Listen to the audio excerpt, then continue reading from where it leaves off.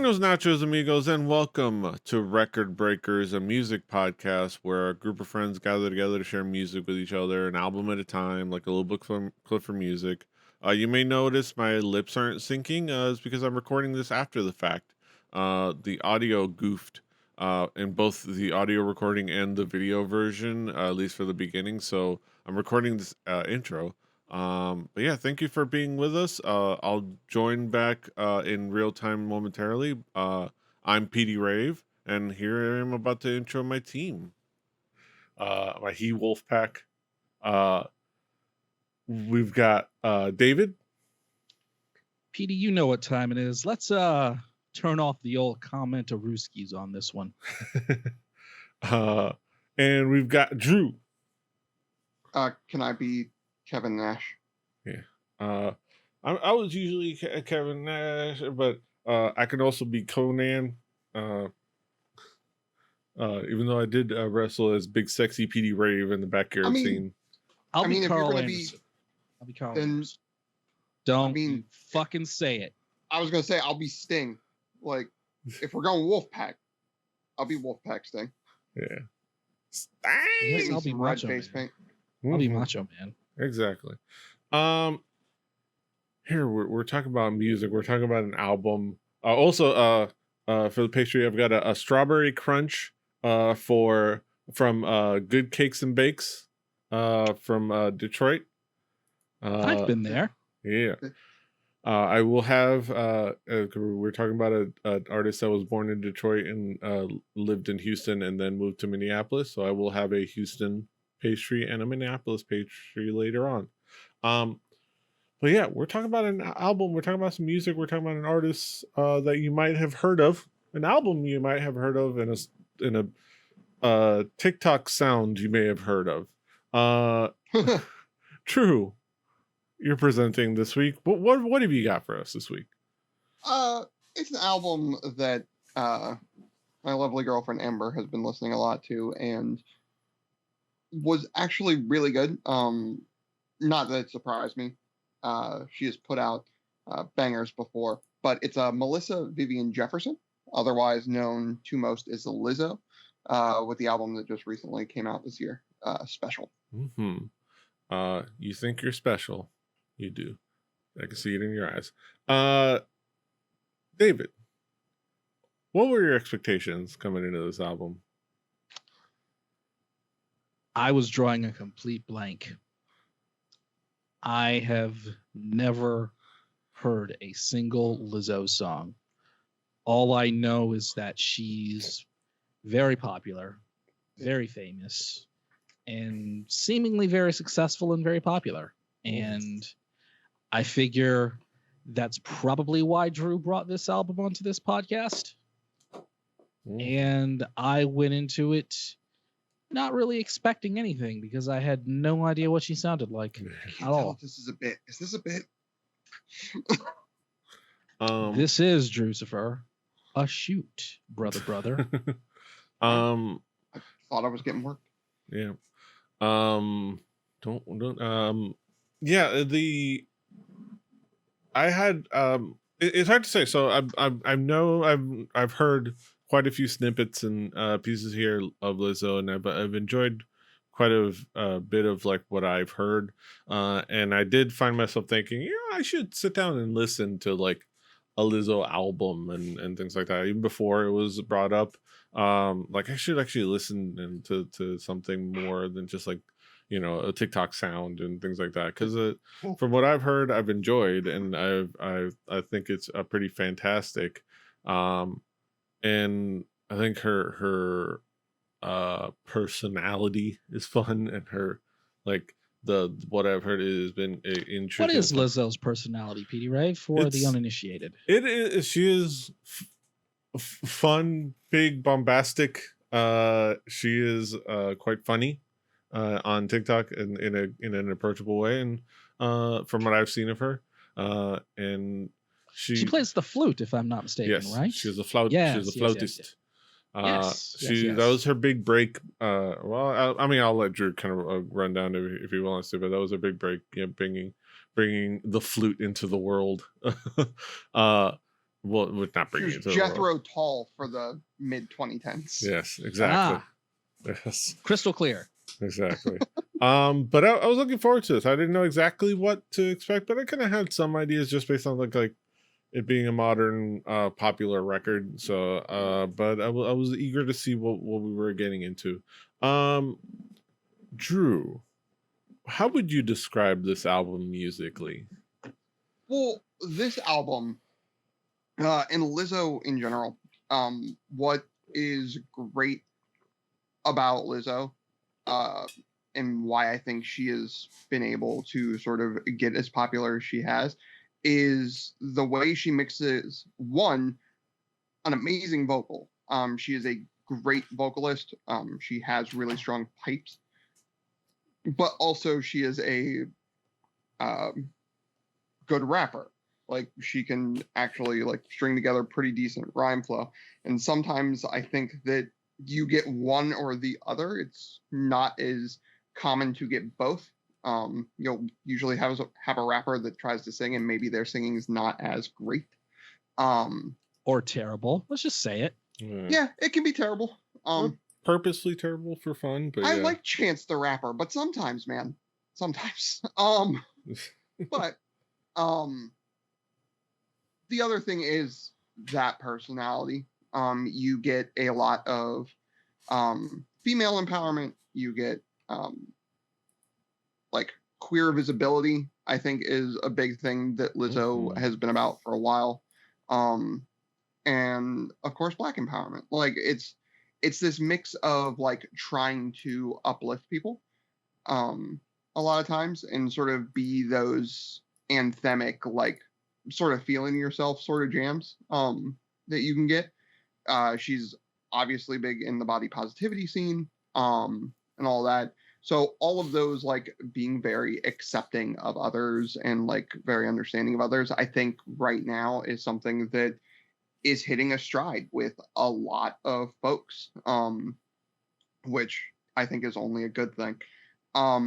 This album brings all of that, just like her older albums did, but it puts a different milieu on a lot of it.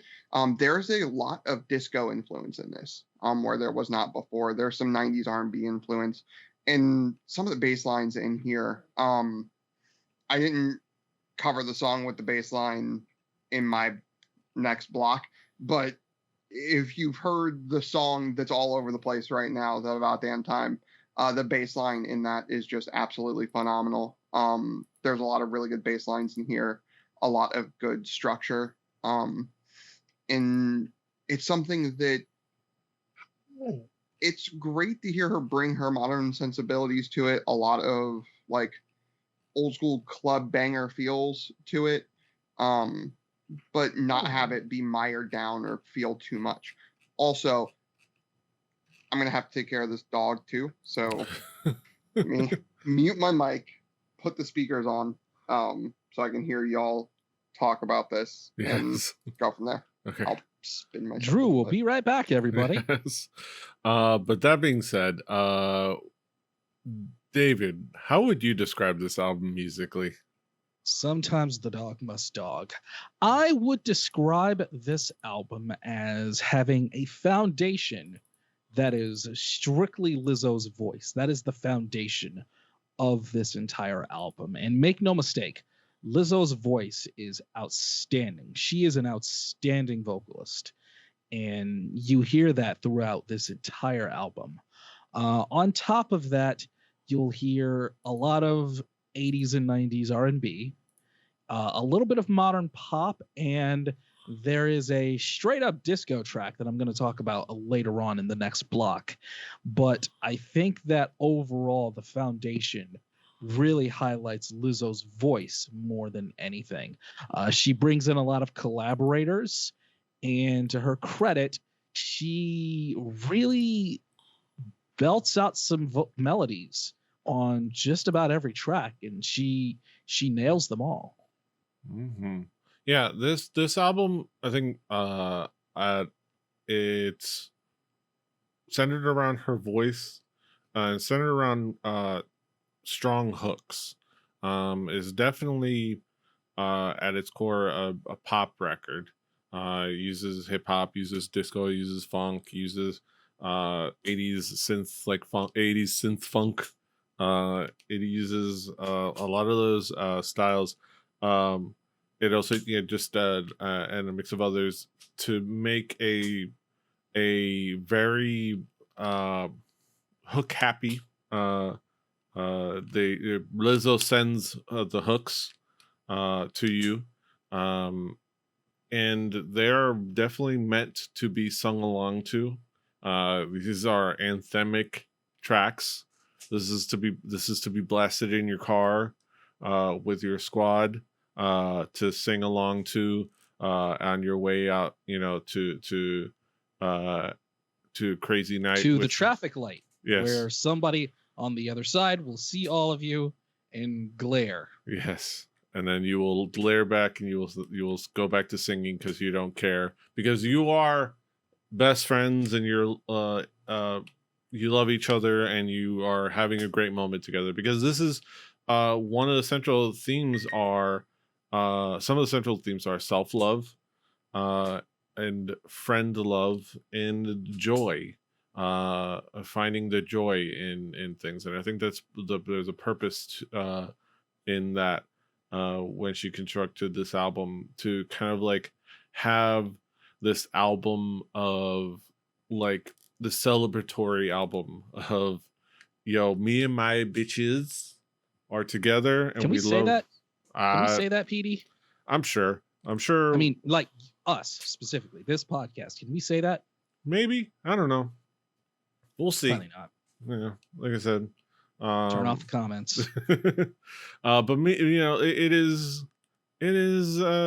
like it is about the fun and joy and celebrating each other and friendship and it's all those things, and just hooks for the radio as it were, and it Bangers. I believe the bangers, kids call them hot bangers. Yes. summer bangers, um hot summer bangers for those finally getting out, now that we're finally going out of the house for some reason, even though we probably shouldn't be, um still. I've got to go to the grocery store. Yeah, I'm keeping my mask on. exactly. But we are it is celebrating yourself and celebrating each other, I think some of the central themes, but yeah, and with these musical themes in mind. Um, yeah. Let's talk about some of the key tracks. Drew, what would be some of the key tracks for us to zero in on? First, I'm doing what I always like to do, but the opening to this. Why the do you do snare that? Tone, Why do you because do I that, like to Drew? do it. For the new listeners. For the new listeners. I think that on an album, if like from the get-go as a musician, you want to put a foot forward that gives people an idea of what you're stepping into for both a record and a band, because like a lot of podcasts will say, this might be the first time somebody's ever heard your podcast, your album, yourself. So if somebody puts it in for the very first time, sight unseen, I hand somebody a mixtape, I want that first track to be great, because if the first track is bad, they're going to throw it in the garbage. I think The Sign does that. It has the 90s snare tone, that like late 90s, like real quick, snappy snare, which I love. Something about that just screams like 90s, like almost Eurotrash techno, but not quite. Break Up Twice. If you're going to make an interpolation of Lauryn Hill, you best come correct on that. I had Lauryn Hill, part Tracy Chapman for that one. That's fair. But it's a good one. The one I think that Deej might be bringing up as well, as the most disco of Disco Gets is Everybody's Gay. Nope, definitely not that one. No? Definitely not that one. Oh man. That one. Oh, that one, like, if it's not like getting played in a gay bar in like 30 minutes tonight, like in every gay bar, like, I don't know what's going on. And then something about a good, like, baby making slow jam like Naked. Mm-hmm. Like, I'm always down for that. So Can we say that on Twitch? I mean, we'll see. I've thought about bringing on full on Barry White before, so I hope so. Can we say Barry White on Twitch? You know, it's borderline, but I think we can get away with it as long as nobody's listening. Also, side note, sorry, I'm getting up and down.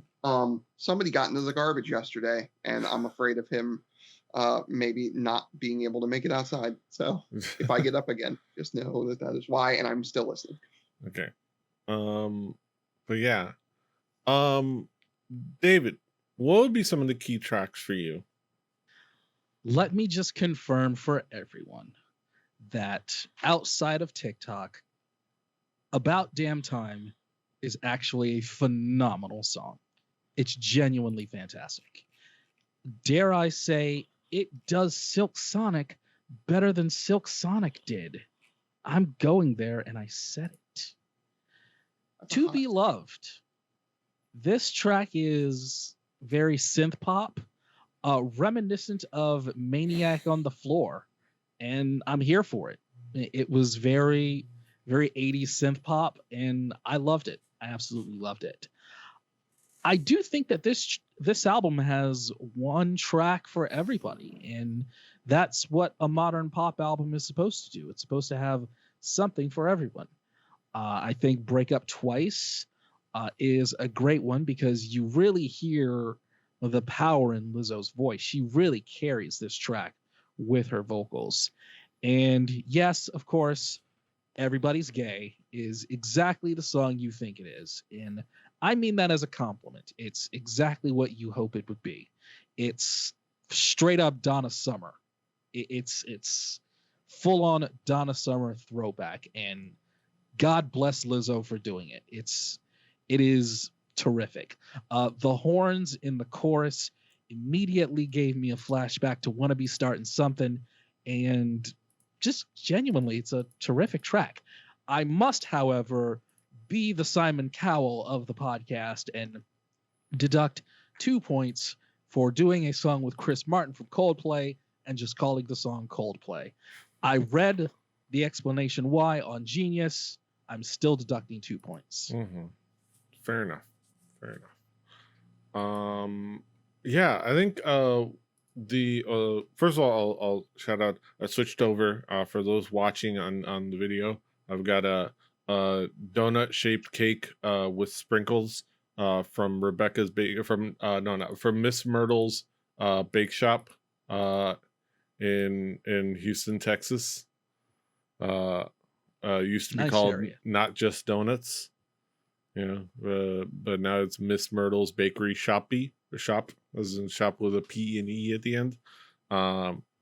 It's not a very high res picture. I would love if Miss Myrtle got some of her young family members to help her with their website, but it looks great. I want this cake. But yes, like Drew said, the sign kind of like is a great thesis for the album. Things like Everybody's Gay is a great like 80s like throwback jam that is fun. It is for I said like a great anthem, not just for the gay bar. It's going to go out to the ballrooms. Get out there. I don't know what category it will be used for, but there's going to be some great dead drops done to this track around the country. Are we allowed to talk about those things? Are we allowed? You know what? I'm gonna do it anyway and see what happens. They can come at me. We're 3 cishet dudes talking about that stuff. I'm just trying to bring some visibility. I'm shouting them out. It's like this beautiful thing. Don't cancel us, please. Don't cancel us. But it is gonna be it. it is perfect for that, and it is fantastic, and she's great for having made this track, and it is so fun and tight, and like the music, the instrumental is engaging and fun, and Lizzo's vocals for all of these are fantastic. I love that. I'll pair two tracks. I Love You Bitch and Birthday Girl. Different tracks musically, but I love these two as among all of them, these two particular are great. The songs that were created for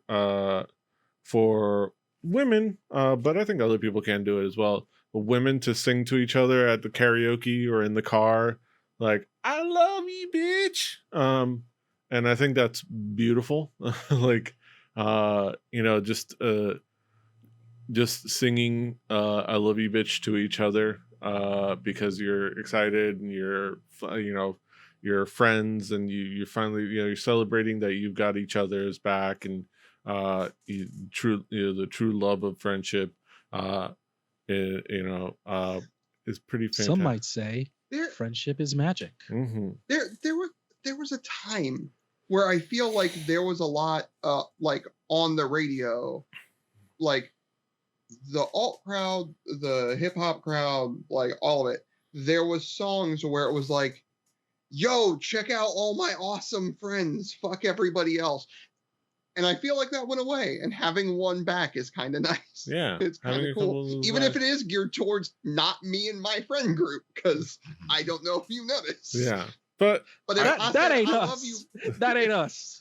but I, you know what, walking down I'm the street still with enjoying. Deej saying "I love you, bitch," like I would get looked at real weird. Like, I'll do it. I believe on the newest episode of Hard Knocks on HBO, that was featuring the Detroit Lions, assistant head coach Deuce Staley and defensive coordinator Aaron Glenn gave a moderately worthwhile equivalence when they said, "I love you, brother, but in between the lines, I'm gonna fuck you up." I think that's an equivalent. Fair. Also, this cake also give a shout out and love to the Miss Myrtle's the name the what's the name, the word, but the Miss Myrtle Jackson, that passed away last year in September. So they're still kind of living on and blessing her legacy with There's a legacy. Love that. continuing her work, and continuing her name. Yeah, go check it out. Yeah, fantastic tracks. Let's bring it back around the horn. Talk about some conclusive thoughts. David, what would be your conclusion on this album as a whole? I'm very happy Lizzo is out there, and I'm happy she's successful. I'm happy that she is so prominent and she's become such a force in the pop consciousness. I'm happy that she's there for people who need to hear her and people who need to hear what she's all about. I'm happy that it's out there. I wonder who are the people that go after her so viciously. I wonder about that. And I ask myself why. Because there's nothing wrong with anything she's saying, anything she's doing, and there's nothing wrong with her. I don't get the hate at all. I recognize that this isn't necessarily for me, if you will. But I will say that this had more than a few genuinely fantastic songs that I think are universal. And I think that everyone will find at least one track on this album that they will really dig. Even if there may be one or two that you don't feel 100%, there's going to be something on this that you enjoy. Thumbs up. This album is a fantastic, joyful, fun pop album. It is meant to be celebratory, meant to be uplifting in its purpose, and it does it in a way that isn't meandering or pandering or cloying in any way. It is just Mm, fun. Uh, it is fun in a lot of ways. Um, and down from the music to the lyrics, and um it is definitely all about the hooks, like I said, and the pop sensibility. Um and but I think that's fantastic. It's one of the best parts of it. It is joyful, fun, celebratory, and it has a bunch of really cool, like, different styles that I think everybody can dig in on, from like the disco, the funk, the synth pop, all that we kind of touched on. And I think it is a, a good testament to her style and her approach to music, and it is a feel good record, I think, in a lot of ways. Yeah, and I enjoyed it. It's a nice one to just pop into your Spotify and listen to on the way to work on your car, and just kind of like, just bop your head to it as you're driving along on the highway. And yeah. Um Finally, Drew, what would be your conclusion on this album as a whole? Um, probably one. Um, I think a way to highlight like what PD said about like it not feeling like pandering, in a way. Like it doesn't feel like, sometimes with artists who try to create like more uplifting, like bring people together songs, it sounds like they're trying to. I think Lizzo just is that person. Like she is just that type of human. Um, Although I will say I don't understand why people are sometimes not great to her. But I will say I think I know why. Understanding why and knowing what people use as an excuse to be hateful is not exactly the same. But to highlight how like well it seems like she tries to treat everybody from afar, obviously. She switched out spaz because like a small group on the internet was like, that's not really great, like to use that word. And she's like, oh, my bad. She like, I genuinely didn't know. And like just changed it out and didn't make a big fuss about it. Um, like I think that kind of points to like what this album sort of is about. It's inclusivity. This is weird to say this phrase. A few years ago on this podcast, which those words are odd, we did an album called Art Pop by Lady Gaga. Mm-hmm. And I said that listening to Lady Gaga, I can see where certain groups of people can find the same things I found in punk rock in Lady Gaga. A place of acceptance, a place of understanding, a place of like, these people are like me. And I feel like Lizzo is doing that for that over again. Not that Lady Gaga stopped doing that, but like Lizzo is sort of another stepping stone in that sort of like, oh yeah, like it's really good to have a lot of different types of people talking about how like being different's cool and it's okay, and like there are people out there that are big or little, like gays, anything, like it doesn't matter. Like what matters is like, we're here on this planet for a short time, like let's try to come together and do something good. And I think that's kind of nice. Mm-hmm. Yeah, and those are also this last one. This last cake is, I believe, a tiramisu cake from ah, Rebecca's Bakery and Cafe in Minneapolis. That Yes. looks delicious. Mm-hmm. I'll try to include all the links to these places in the show served with a notes. glass of fresh water from the waters of Lake Minnetonka. Mm-hmm. Um, Yeah, nice cake. Yeah, those are our thoughts on Lizzo's special. Now let's get to the main event of the evening, the moment we've all been waiting for, our haiku reviews, where we sum it all up in poetic form with the 575. Let's get down to the nitty gritty. When I joined the podcast, everybody, I originally threw PD the idea of doing iambic pentameter, but we're sticking with the haikus. Mm-hmm. Well, I think for special episodes we can do that. Yeah, let's get down to nitty gritty. Hakumuro numero uno. David, what is your haiku? There's good vibes abound. Her voice works on anything. Well done, Miss Lizzo. Mm-hmm. My haiku. Modern pop anthems for singing along with friends. Hook heavy and fun. And Drew, what is your haiku? Girl power anthems and gay visibility. Lizzo makes some hits. Mm-hmm. And those are our thoughts on Lizzo's special. One final thought, PD. Yes. Final thought. Please, Stans, don't eat us. We liked this album. We promise we liked this album. Yeah. Lizzo's fantastic. Please don't eat us. Please. Eat this. Please. Go to Minneapolis and eat this. Please. We're nice. I promise. We liked this album. We're not trying to start anything. Yes. Are Lizzo fans known to start? Just I think I have stan phobia. Yes. I just have a general phobia of stans. You're just kind of worried about it might be a about little all twitchy fans. and a little irrational.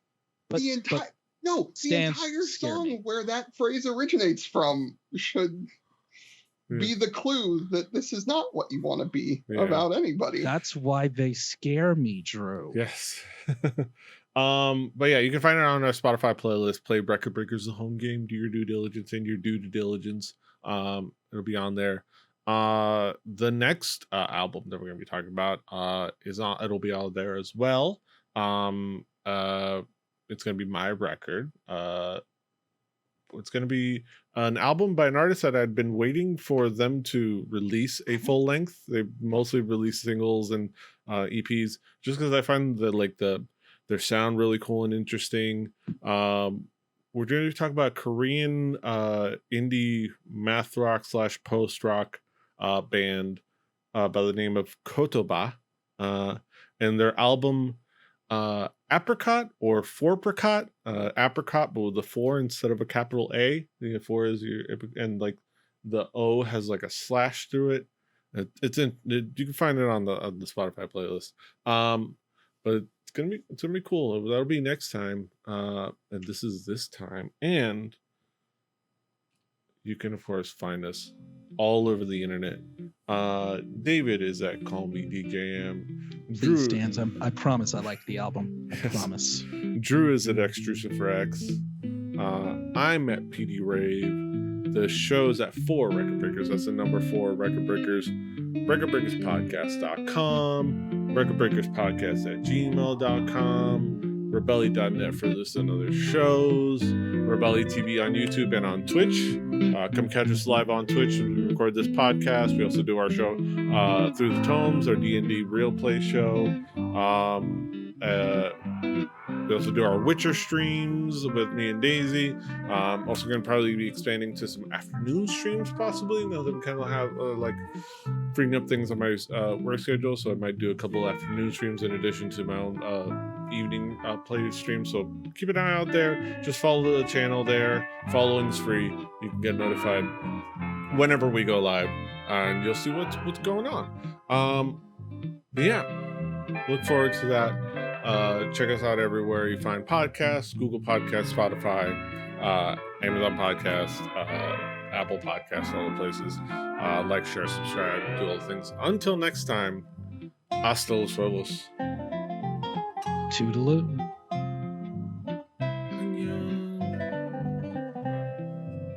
Fighting. For the new listeners, we have a bunch of catchphrases that we say every episode. Yeah, that's just how it is. I'm gonna have to tie this dog out and just let him run. The dog's gotta go dog. God's gotta go shit. He's freaking the fuck out.